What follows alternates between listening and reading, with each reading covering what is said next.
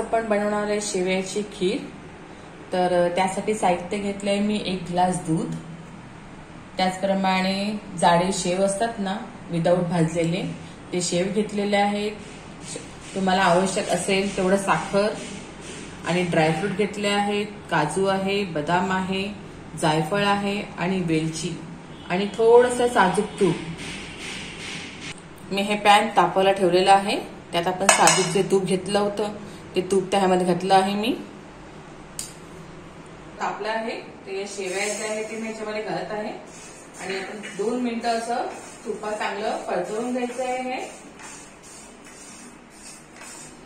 म्हणजे जास्त लालसरही करायचं नाहीये आपल्याला।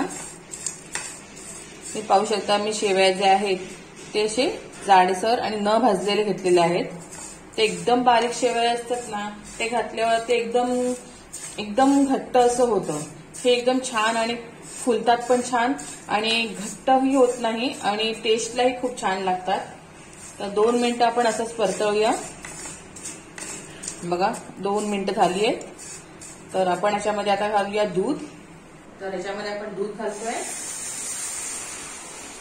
सर्व दूध आपण घातलं याच्यामध्ये आणि त्याचबरोबर जे स्वादानुसार आपण साखर घेतली होती 2 ते 3 चमचे तेही आपण याच्यामध्ये घालूया आणि गॅसची फ्लेम थोडी हाय करूया आणि ते जरा सतत असं फिरवत राहूया, म्हणजे जेणेकरून व्यवस्थित साखरही वितळेल आणि दूधही छान घट्ट होईल।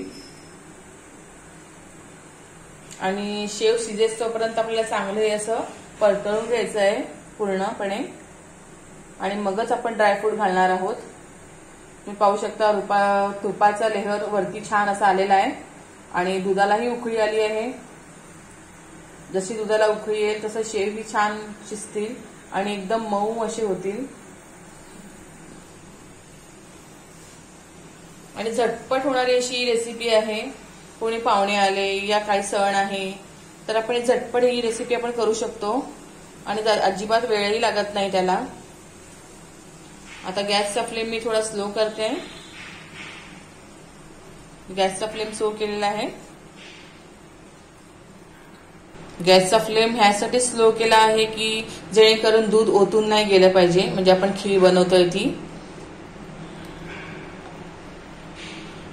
आणि ह्याला 5 मिनिटं आपण असंच शिजू देऊया।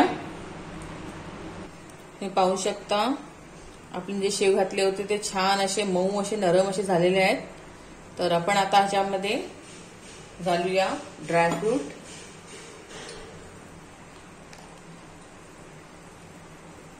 त्यानंतर बदामी घालूया, जायफळ आणि स्वादानुसार आपण वेलची घालूया आणि छान असं मिक्स करून घेऊया।